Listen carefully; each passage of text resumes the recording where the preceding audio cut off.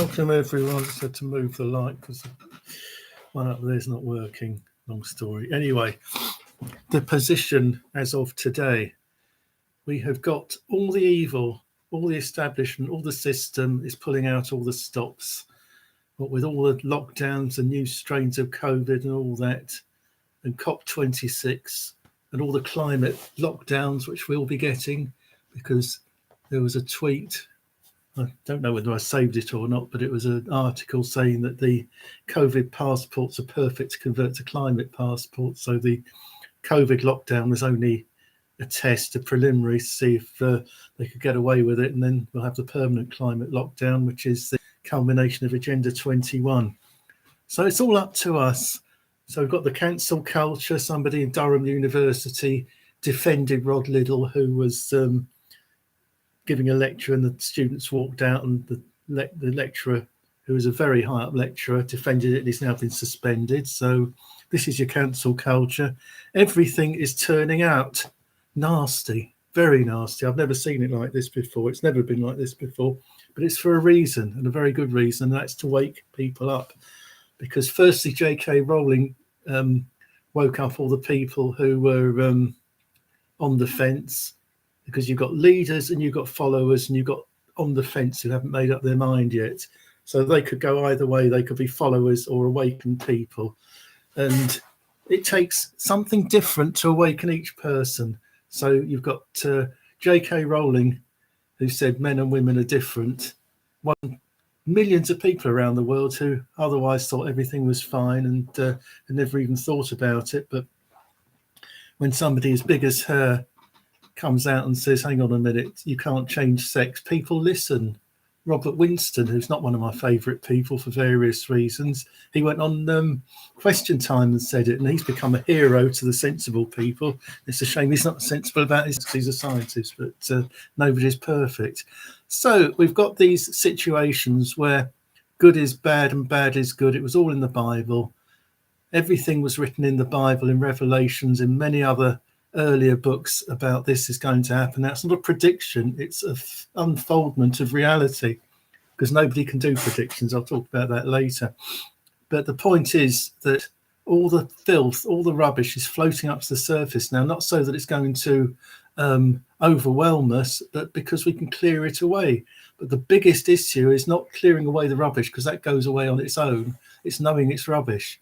It's the difference between the virus and the bacteria. The bacteria go in the body, and the immune system says, oh, there's bacteria, get rid of it. Whereas some viruses go in the body, and the body can't get rid of them. It doesn't even notice they're there.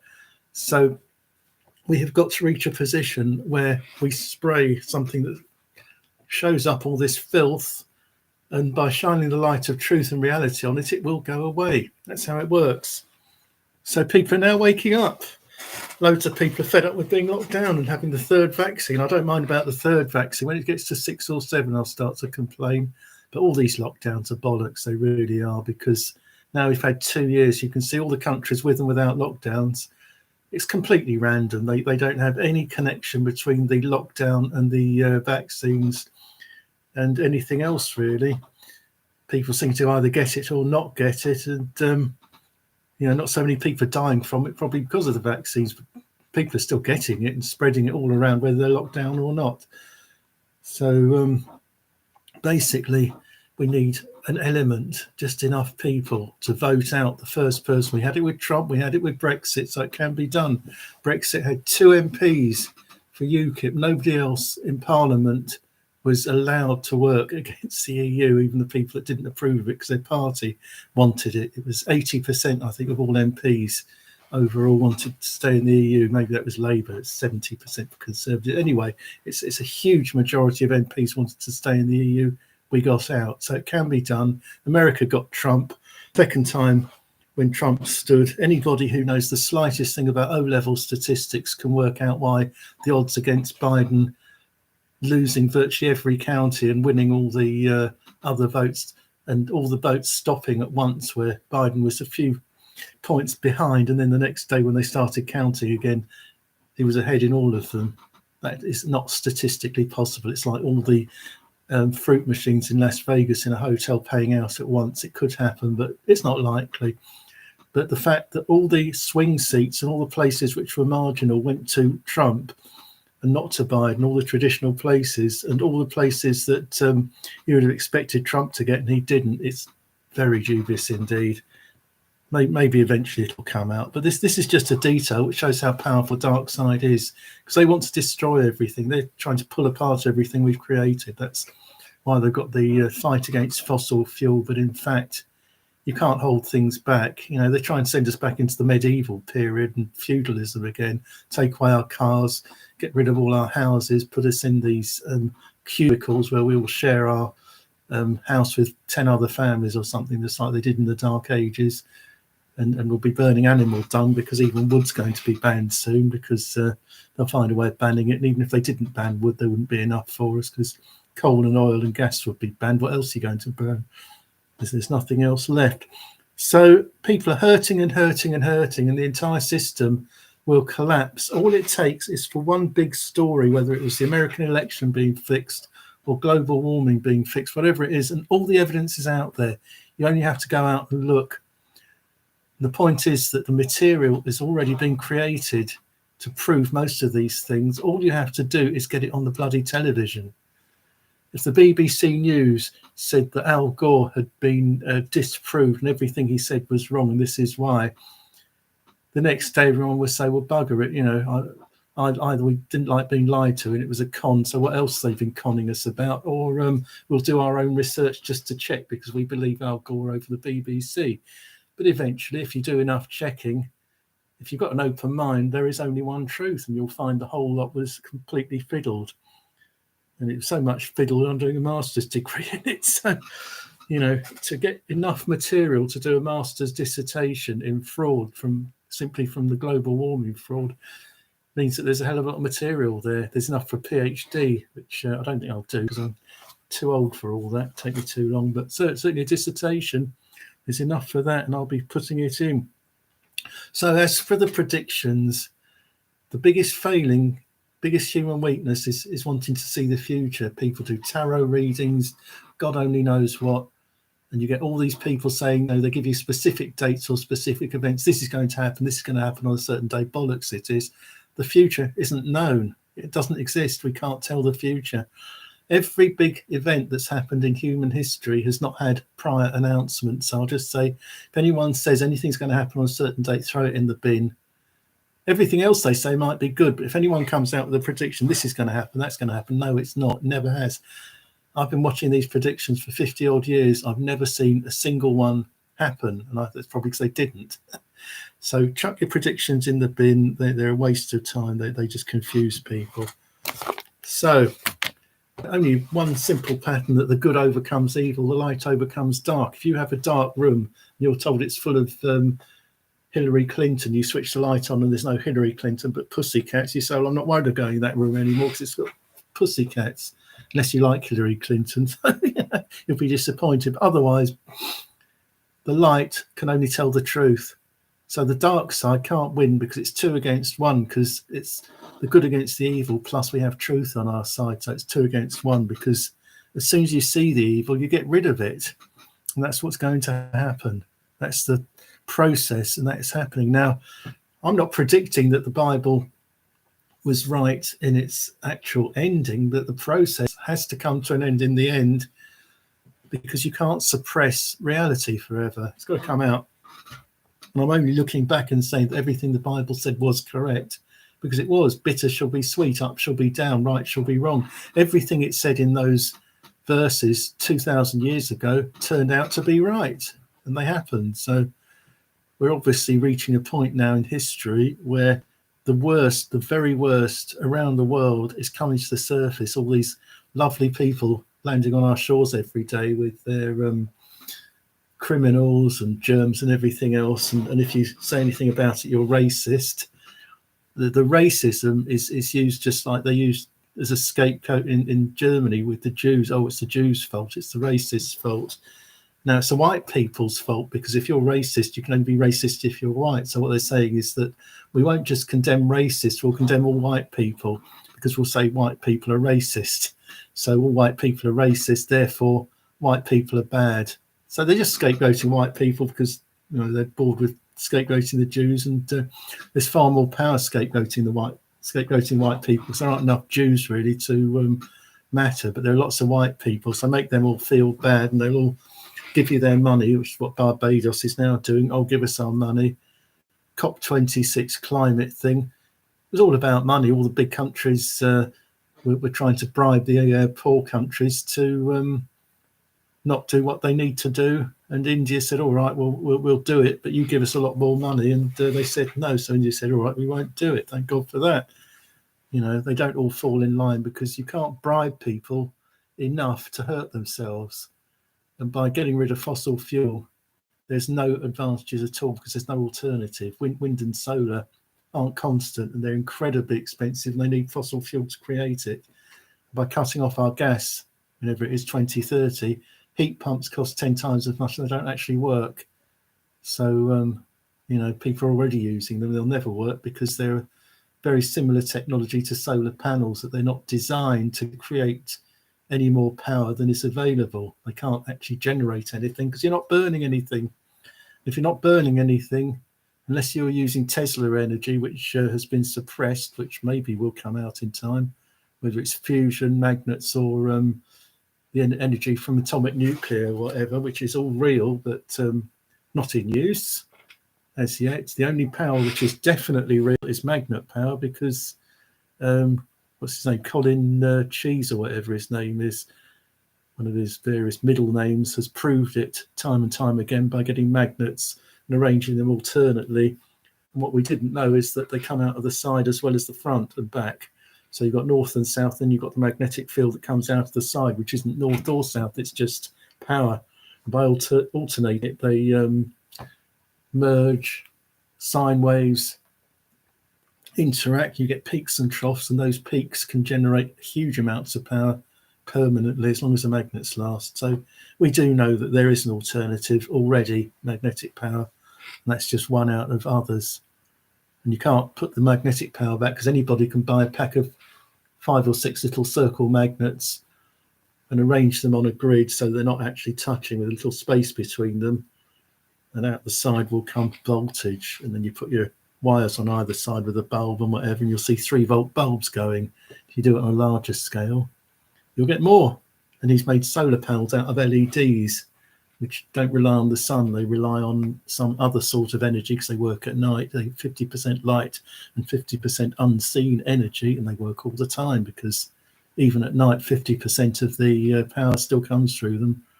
And they're about 100th of the price of solar panels. You can carry one that size, it will produce as much as a whole roof of solar panels will do for day and night. So hopefully he'll sell them eventually. They're just made from lots and lots of little LEDs.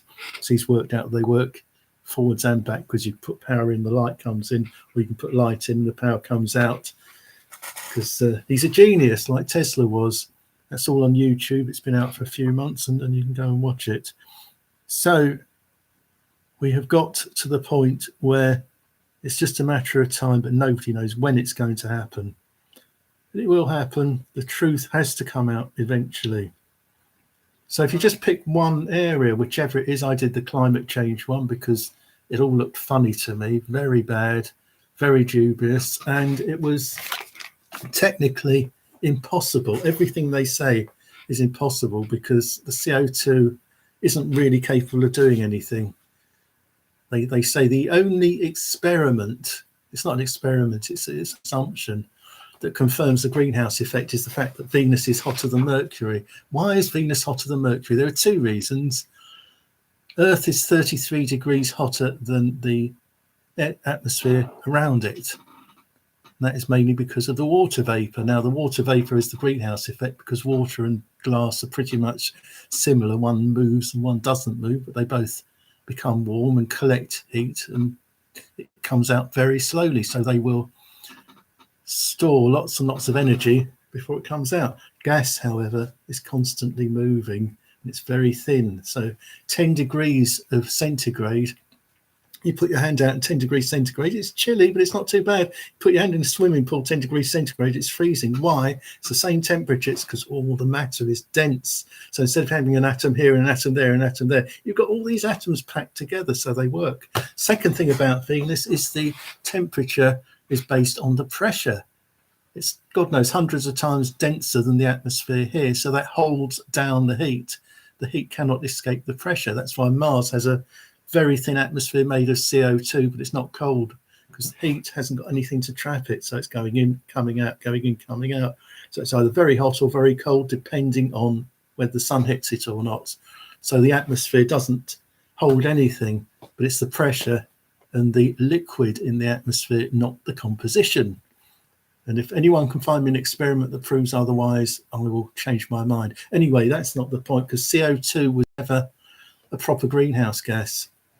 There's very little of it, and it actually is supposed to only double for 1 centigrade of heat. So what they did is they changed the formula to doubling to track 3 to 5 degrees or something, because what they did is they put in this modelled feedback where the oceans warm up and water vapor goes, and that actually creates the heating and not the CO2. The CO2 is only a catalyst, which doesn't do very much. Problem with that is they couldn't model water vapor. So if you put in fake assumptions into a model, it's a computer game and it just does what you tell it to do. So if you say that a man can jump 20 feet with the computer game, then they will, but you don't say that's a real man who's able to jump 20 feet, because put on all the equations, it won't happen. It's like building a bridge on a computer. You know how many men can walk across that bridge before it collapses. If you get it wrong, you'll be responsible for all the deaths. If you get the weather or the climate wrong in 5, 10, 20 years, nobody will even remember it, let alone punish you for it. They get paid by turning up and producing what they're asked to produce. They do not get paid for being right. Otherwise, none of them would have a job. So there we are. The climate is a whole pile of shit. Certainly the man-made climate change, and I can prove it. Everything they have ever told you about it is a lie. I don't think anything they've said is accurate, because even the temperatures are wrong because they've adjusted them. The only things that are correct are the sea level, because even though that's changing in different places all day long, if you get an average over long enough in enough places, it will tell you what the sea level average is, and they have the tide gauges, 1, 2, 3, 4, 5 feet, whatever. Tells you how high the tide goes. And they mark the high tides with the records, as they did in the German floods. And it turns out that because Germany are very good at record keeping, fancy that, all these German floods we had earlier were recorded on the wall, and they had these lines going up, just like when you measure yourself when you're a child on the wall. 1743, 1852, 2021.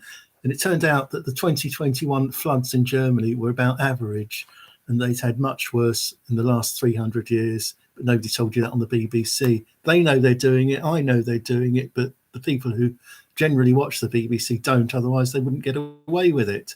So people say, oh, there's no conspiracy possible. Well, the point is that those on the left, because they are the ones who have started all this, are far more into conspiracies than anyone else. Who invented the Russian conspiracy in the 2016 election? Hillary Clinton.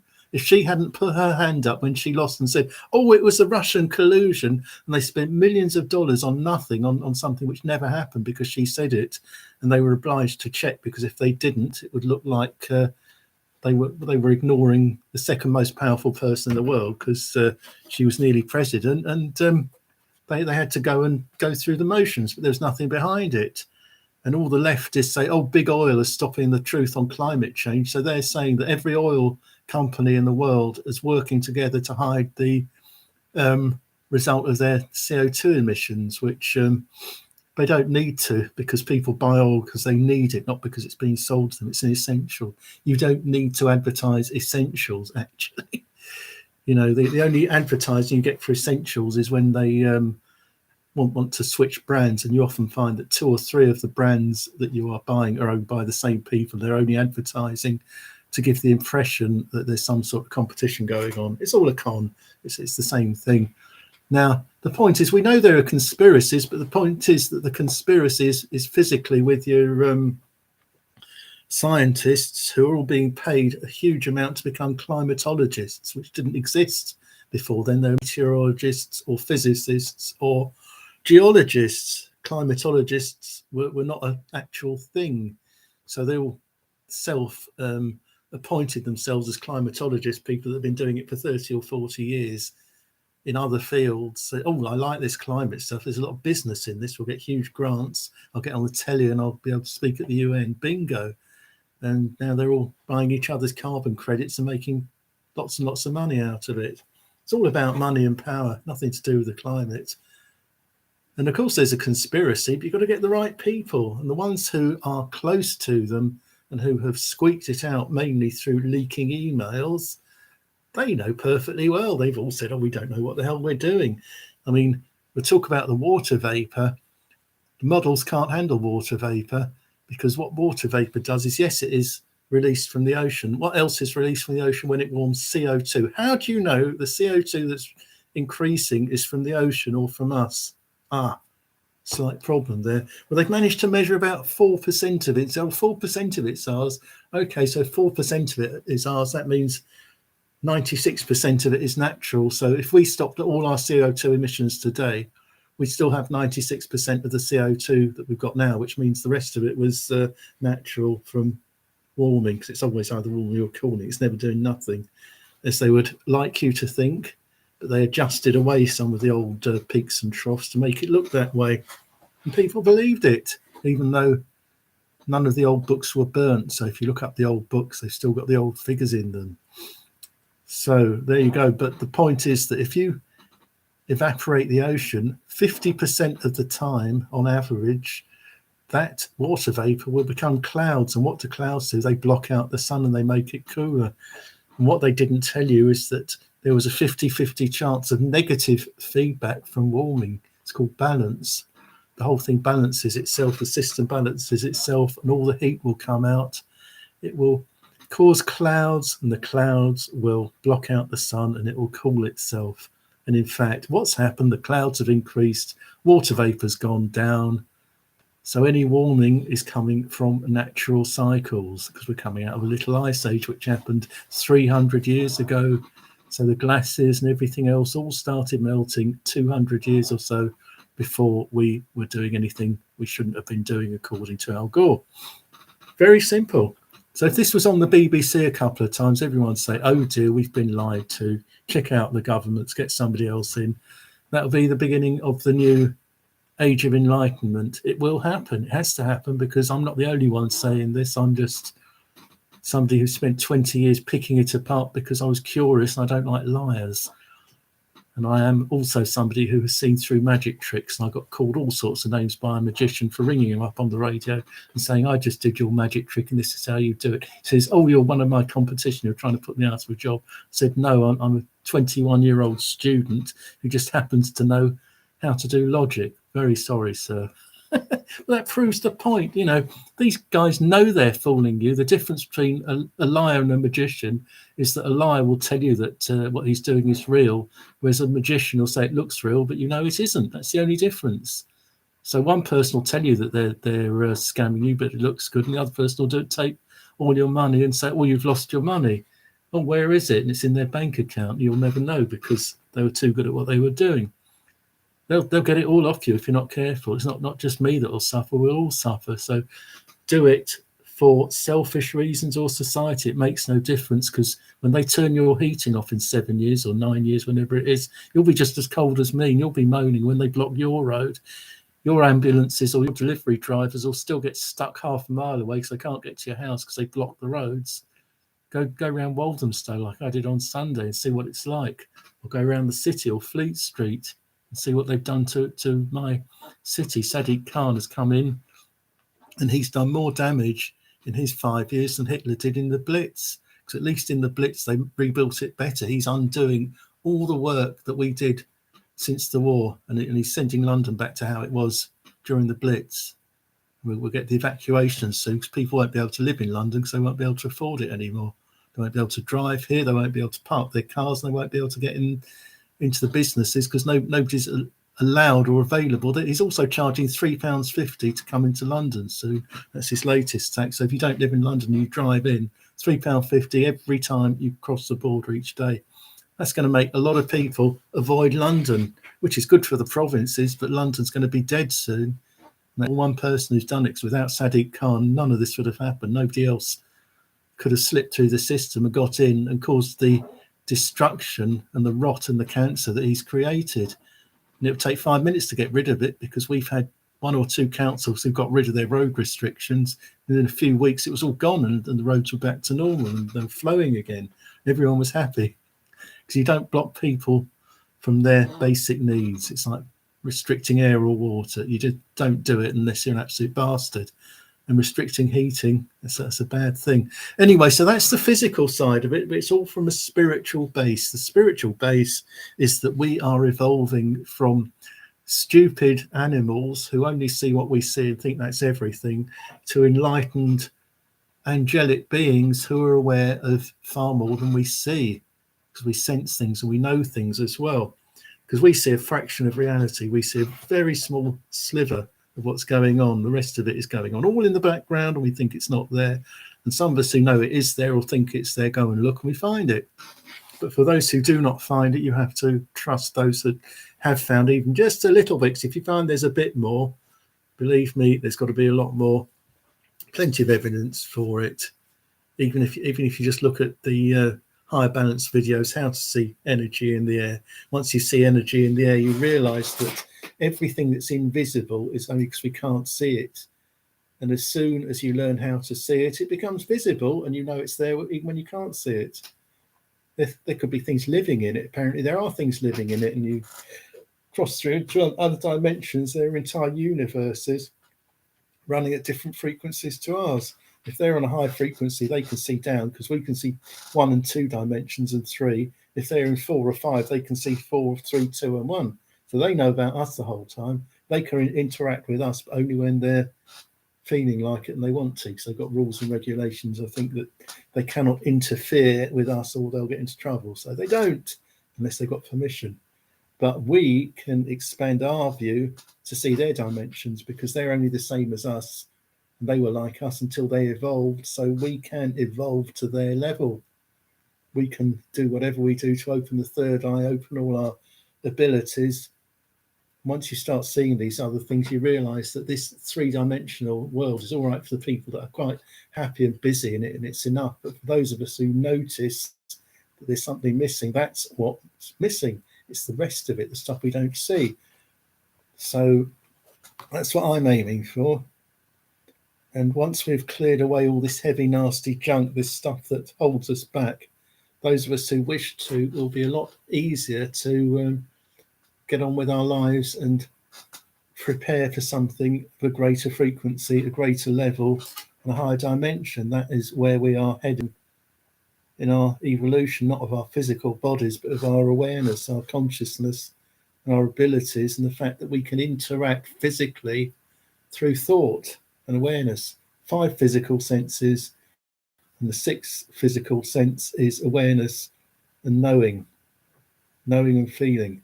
It's tuning into whatever's out there and feeling, yeah, that's right, I know what that is. Can't sense it with any of your 5 senses, but your 6th sense will know something is real. Animals do it naturally. Many people do it naturally, and some will continue to do it and practice it, and others will dismiss it and say, oh no, that's not real. It's a coincidence. 7th time it's happened, no, it's a coincidence. 100th time, no, it's a coincidence. How many times do you have to pick up what's going on in the other room before it's a coincidence? And you recognize, yes, I can actually tell what's going on in the other room, because I was born with senses that nobody knows about except me and the other people that have got them. Don't worry about science. They can only measure what they measure. They still can't measure gravity.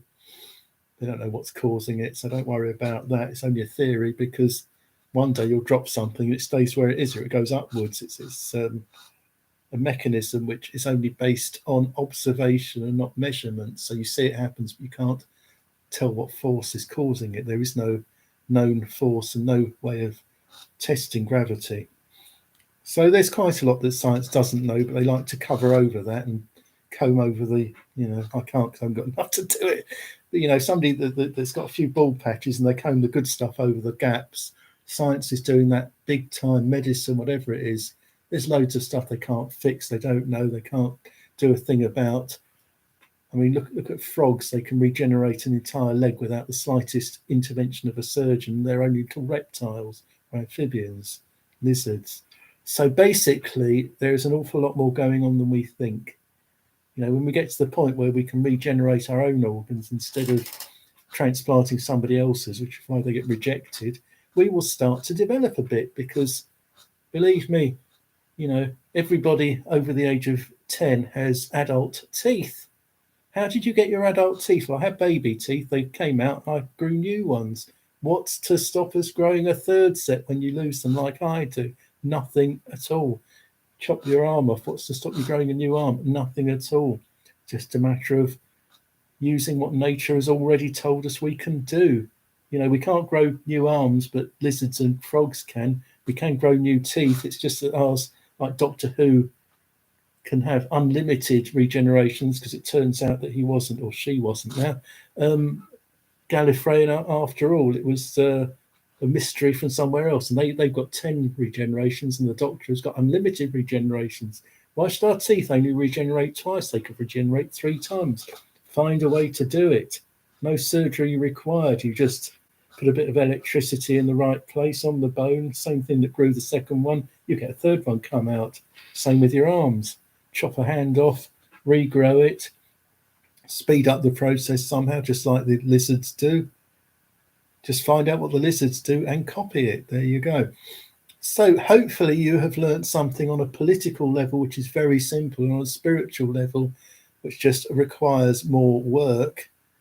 Because there's one thing about seeing God, because enlightenment is technically God realization. That's the only accurate description. There are tens of versions in different languages and schools of what enlightenment is, but the only one I prefer is God realization, because none of the others mean anything. God realization means to realize that God is real. Now, there are 2 things currently we cannot do. One is to tell somebody what it's like after we've died. I think that needs no more explanation. And the other one is to experience God and show it to somebody else. Now, if the rules allow it, however, you can't die and come back and tell somebody. So that relies on trust or near-death experience or meditation of other people or yourself. However, the God realization is only a matter of limitation, because there is a level beyond enlightenment where you can transmit it to other people, which some are doing. Shaktipat it is called. So it is possible. So however many people become enlightened is another story, but that's it. Eckhart Tolle finally explained the missing link in my own meditation, which I'm now using. I'll explain in a couple of minutes. So Eckhart Tolle filled in my own space, because I've been doing all this for 30 years and I was missing a bit, which is why it didn't really work. Now I've got the bit that works. I'll share it with everyone else, because he does. So if he wants to, then obviously other people want to, and the more people see it, the more people will develop. So basically, we reach a point where we become aware as God is aware. That is infinite. We become infinite awareness, because this is what Eckhart Tolle proves. There's no theory here. I can't show you what it's like to be God, and I can't show you what it's like to die, but I can show you what it's like to be your true self, which is not your body. Because you take your body away, you're still aware, aren't you? And you still seem to have most of your senses, just like when you're dreaming.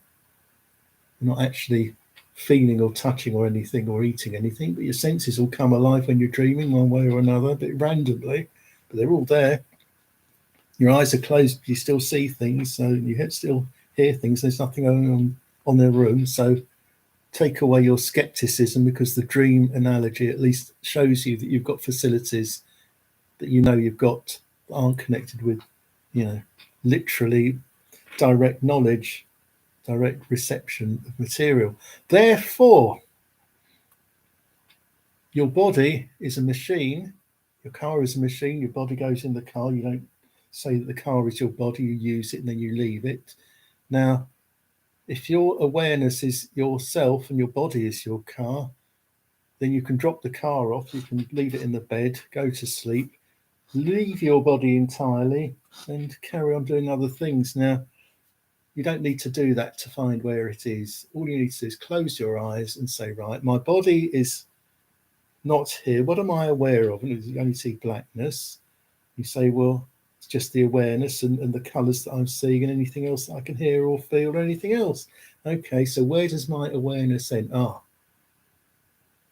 it's sort of around here, around there, but there's no obvious line. It's not the same shape as my body because it sort of stops about there. It goes on there. It goes on there. Point is, your awareness doesn't really have a shape. It's as big or as small as you think it is. But you haven't got boundaries to it. That awareness is always there. Chop an arm or a leg off, or all four and everything else, and take out half your organs. It's still there. As long as you're alive, it'll always be there. Your awareness is a separate thing to your body. Your feelings are a separate thing to your awareness. Your thoughts are a separate thing to your awareness. Why is that? Very easy. I've got thoughts. If I watch my thoughts, which you can do very easily, watch your thoughts, you see these little messages going past like they're on a screen. Well, if I can watch my thoughts, they're not me, are they? No. Can I watch my feelings? Yes, you watch your feelings. You see these feelings and changes and everything else. They're not me because I'm watching them.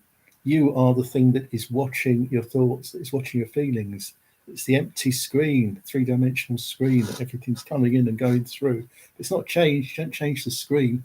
If you burn a screen with pictures of fire, it'll still be there. Just like in a dream where you cut your head off or you get shot, you're still there because it's only your imaginary physical thing that's getting touched, but your awareness is not actually affected. It doesn't get old either. It's always there. That's why people say when they're 80, they're just like when they were young, they feel the same because all they are feeling is their real self, which is their awareness. Everything else is physical and solid and comes and goes and wears out. But even if we didn't lose our awareness or did lose our awareness when we died, it still wouldn't be us because while we are alive, we have a separate awareness and a separate body because the awareness is infinite and can do lots of things, and the body is just a machine. I personally believe, based on lots and lots of evidence, that the awareness is not within time and it's permanent and it cannot be destroyed because if it's not created by the body, which is almost certainly correct, it's something which is there anyway and is used by the body, and the brain does not create it, it filters it, which is a very old theory by many people written about by Aldous Huxley in The Doors of Perception, which says that all the psychic powers are from blocking the brain from blocking psychic powers so that they come through. And it's basically there for convenience, because if we saw 2 or 3 different realities and saw dead people, we'd be bloody confused. So it's there for a reason. But the trouble is that if you don't know it's possible to switch on and off at will, you wouldn't even believe it, so you wouldn't try. If you do and you see a ghost, oh my God, I've seen a ghost, I'm going mad. No, you're not going mad. Your brain has just gone on holiday and allowed you to see what's always there, because there's no such thing as ghosts. All you're seeing is other dimensions where things are around. And all that happens is that when your little third eye opens, which means that part of the brain and pineal gland stop blocking what you're seeing for a moment, you will see and pick up all the stuff that was there all the time. All you're doing is getting these radios. I used to play with radios for a hobby, and you read the little books, and it tells you that if you get an ordinary FM radio and you twist some of the little screws in, you don't even have to change the resistors or the capacitors. That's advanced level tweaking. You can shift frequencies and hear things that aren't on your radio normally. You're not using anything new. You're not changing the equipment. You are just adjusting it from one frequency to another. That's all we're doing. And the point is we have to do it in an organised way. 50% power, 50% control. And what we're doing is choosing when to switch that thing on and not to have it coming in flooding, because that's what's often called schizophrenia, diagnosed as schizophrenia. It's not, because schizophrenics, it's the difference between a dream and a message. A confused random dream is a dream, and a dream where everything makes sense and you're learning new things and seeing things that you've never seen before is not a dream. You are getting a message. The same with schizophrenics. If everything is confused and you're being persecuted and everything else, and your reality is not the same as anyone else, then it's schizophrenia. Whereas if you are constantly picking up messages from what seems to be like real people telling you real things, you're not schizophrenic, you are psychic. Big difference, but you've got to control it.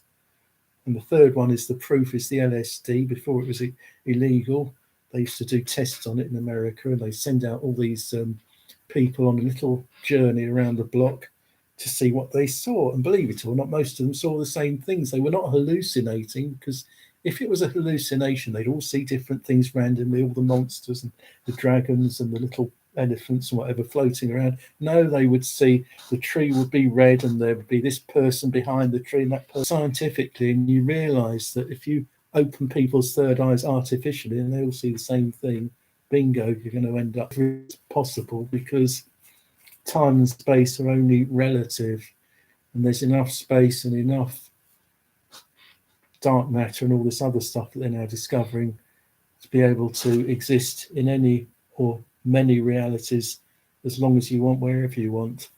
But you don't have to die, you don't have to leave your body to do so. We have all the facilities now. It's only a matter of patience, persistence, and a bit of luck. But you do it through relaxing, not through effort, because the effort stops you. So a bit of hypnosis, a bit of meditation, a bit of inspiration, and read the stuff and look at all the best teachers who I put on my blog, new blog, Spiritual David, my spiritual teachings. And I put all the basics down there. Blogspot.com, spiritualdavid.blogspot.com. So if you want to find my spiritual stuff, it's there, and I keep adding to it. It's interactive, so you can ask questions, and there's a Facebook group attached to it, which is a lot busier. I'd rather have everything simple for people to see if they want it, and the Facebook thing is there for people who just want to pick up bits and pieces and learn gradually and mix with it, not do it on their own. So I think I've covered everything, because the political is only the branch of the spiritual. Everything is a branch of the spiritual. The root is God, the branches are human beings and the earth, and the leaves on the tree is everything else that goes on. And just like a tree, the leaves constantly changing, fall off, you get new ones. And we mustn't be under the impression that all those leaves we are stuck with, because why have we got zero carbon in Britain? Because all the parties that are in Parliament support it. Are there any parties that don't? Yes. So that means that everyone in Britain wanted zero carbon, because 90% or something of everyone in Parliament who was voted for and not voted for, or voted for